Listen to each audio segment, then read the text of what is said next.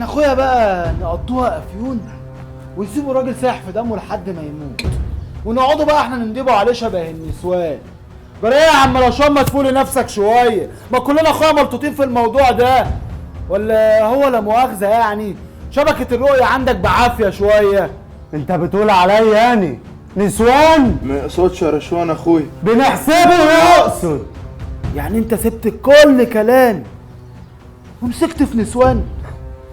خلاص يا اخويا، انت مش نسوان. عارف ليه؟ عشان النسوان ارجل منك، او على الاقل بتقف جنب رجالتها، وانت بقى رجالتها يا حياتها.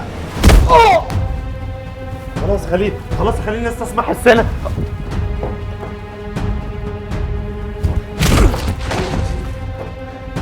يا ابن الرافة دي هندهدها بدماغك يا خليل. ما هو انت خرط وينبت الدم عندك قطعه، انا شغلها لك. النبي ايه؟ تحب تشوف؟ وريني. دم يا قلبي جبت. sound is coming from here. Go. ما تفتح يا عم. احنا لازم نمشي من هنا دلوقتي. يلا يا رشوان.